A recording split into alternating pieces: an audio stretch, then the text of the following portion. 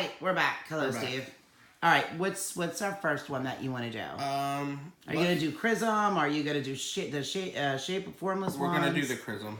Okay, this is the Chrism. Can you see her? Yeah, she's a little hard to see, but so this is a very so much stuff on the table right now. But do you want me to move this out of the way? No, it doesn't matter. I mean, you might want to lay her down, but you gotta watch the top. This is an antique. This is very old.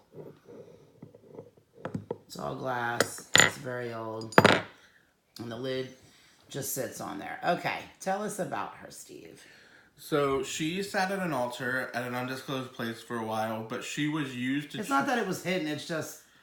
I mean, she was just in any old altar. You know, like people can walk up to. Right. So she was used to transport these tears that were coming off of this statue of a Virgin Mary in New Mexico.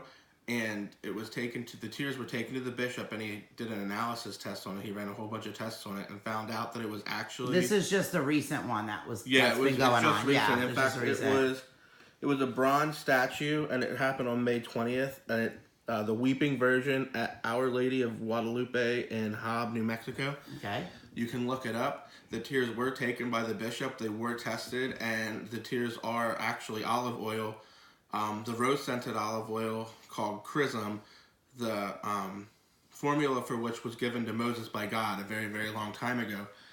Now, she held the original tears, so now she has the power. Any olive oil that you put in there is automatically, it holds an alchemy power that transfers the olive oil into the Chrism of Christ and allows you to anoint people. What will that do for them? If they have an ache or a pain, you can use that oil to anoint them. It'll go away. You can anoint their head for psychic powers. You can create miracles for them, that type of thing. This is what... The piece in itself is a miracle piece. Right, yeah. And this is the power that God gave to Moses a long time ago when he gave him that secret formula to make the Chrism. So, extremely impressive, and it is an antique. You do want to be careful with it. The lid just sits on it. You don't have to put the lid on it if you don't want to, but the lid does come with it. Okay, so what is our next? You know what? Why don't we go to, you know what? Since we did that religious one, let's do the one about the blood of Jesus from the wrist. The Arabs? Yeah, the Arab one. Okay. Yeah, you got to put it down so you can see it. Yeah, no. This is fascinating, okay? It's extremely fascinating. It just really is. It's just really incredible. Okay, first of all, I've had this for about 7-8 years, something like that. A lady mailed it to me. She's a customer of mine. And she found my website when she moved to Millbrook, New York. And she sent it to me. Let me tell you about this piece. First of all, she is a Filipino woman, and she goes by the name Betty, because her name, I guess, is hard to pronounce. That's what she told me. She just says, like, you know... My grandmother's name. Huh? My grandmother's name. Yeah, so she just goes by the name Betty. But Betty and her sister both lived in the Philippines, and she had taken a job over in Saudi Arabia, and she worked for this lady and her husband, and they had... I don't know. I think she told me like 2 or 3 kids, something like that. So she went over there to get the job because they told her that she was going to be hired. They asked her, you know, they actually told her she would be cooking, cleaning, taking care of the kids, running errands, things like that. She would have a month's vacation every single year. They would pay for her to get back to the Philippines. She would have weekends off, you know, and she would be a part of the family. So she goes over there, and when she gets there, she signs her employment contract, and they take her passport. At that point, she became a slave, and they treated her like a slave. These Arabs did.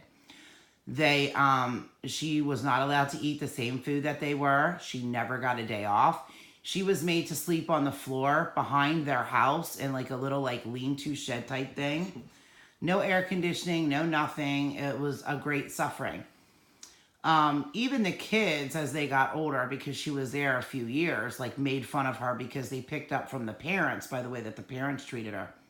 The bottom line is these people were a bunch of friggin' pigs. Okay, they were pigs.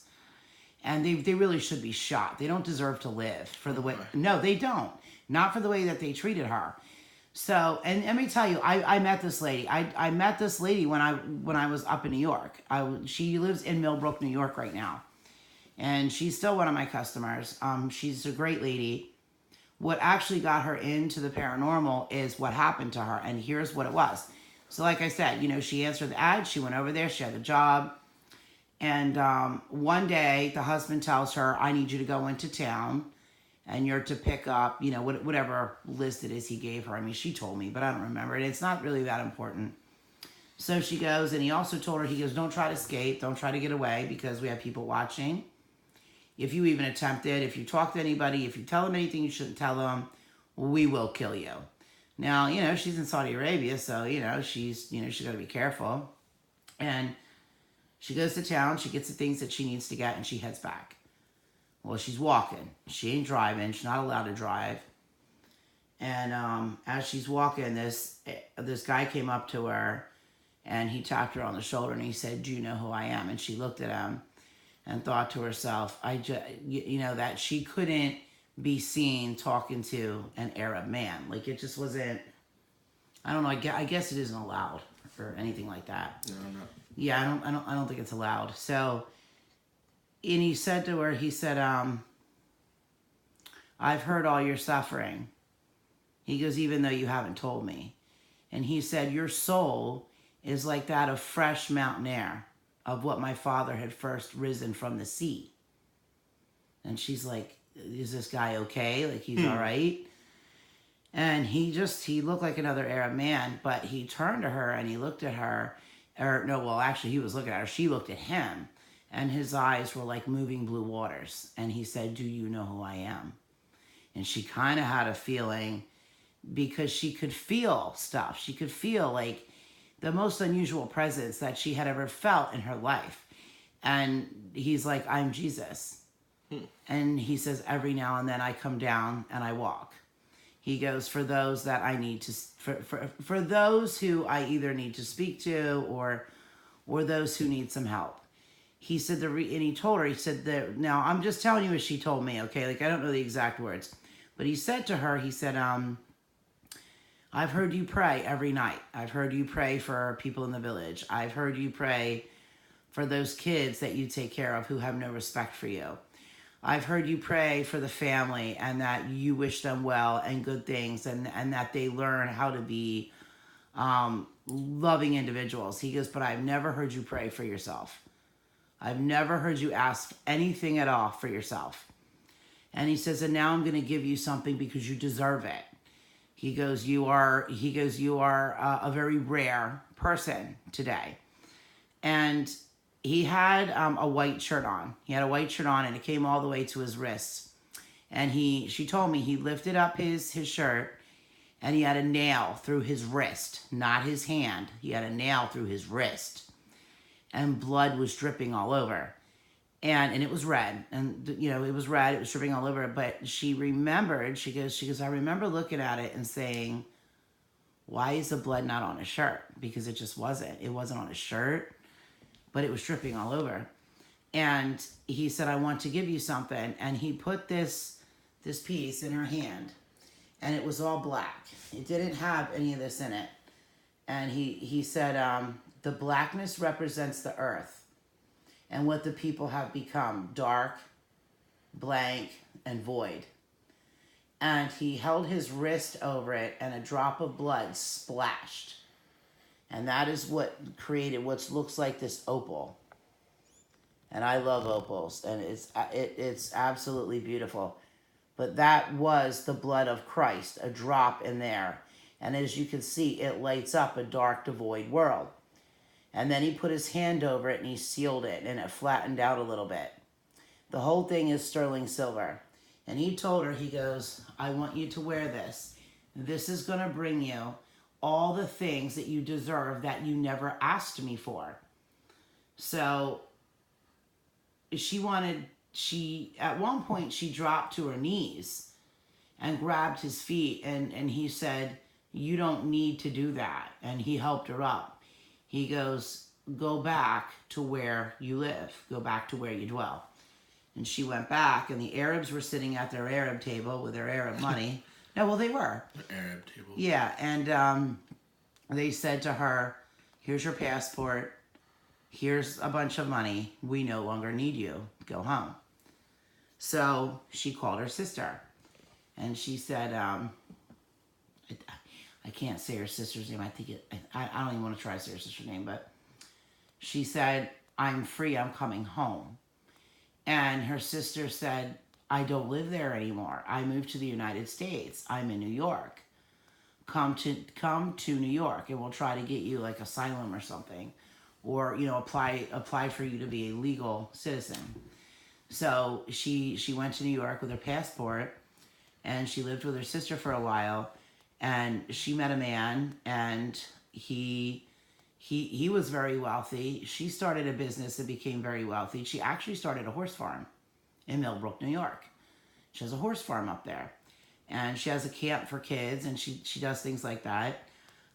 She does a food service. She's extremely happy. She's very wealthy. She has everything she ever wanted in life. She made you scones. Yes, that's right. She made me raspberry lemon scones.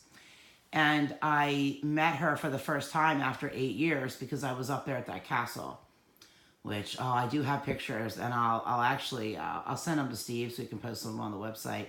I don't know if it'll get to it tonight, but, so, I sat with her. She was a very lovely lady, and she said to me, "Dee Dee, did you ever sell the piece that I gave you? Did you give it away? Did you sell it? Have you used it?" And I said, "Well, I've used it, like I have. I've used it for a few people." She goes, "Well, I know you were telling me about the turtle sanctuary you want to do and how you just want to turn it into a full sanctuary now, not just for turtles, but you want to do the otter thing. You want to have some otters." And I'm like, "Yeah, but otters are hard to get." And, they... You got Jurassic Park out there. Yeah, I got Jurassic Park out back right now. Jurassic Park, trust me. So she said, "Dee Dee, pull that out. Show it to people." She said, "Change their life with it." And she's just the nicest woman. She got everything she wanted, but she could have been a slave all her life. These Arabs didn't give two craps about her. And I brought that up to her, and I was like, "Well, have you ever heard from them again?" And she said, "I never heard from them again." She goes, "I never heard another word from them from the time I walked out the door." She goes, "But I still pray for them to this day." And I was like, "Well, I'd want to kill them." And she goes, "Dee Dee, that's not how I want to be." And so I want to be like this lady, but I just don't have it in me. I'm a terrible person. I just love my animals. I love my animals. So anyway, this thing grants miracles, like real, true miracles, the things that the Vatican come out and take a look at, which they did come out and interview her. It's one of the most incredible religious pieces that I've ever had. And I have quite a few that are great. And I have to say, this is one of them. There it is. It's in sterling silver. It's absolutely beautiful. It will really change your life in the ways that you need your life to be changed. She got the wealth and all the things that she ever wanted and needed. She now has them. So that's it. I'm going to let you go. Bye-bye.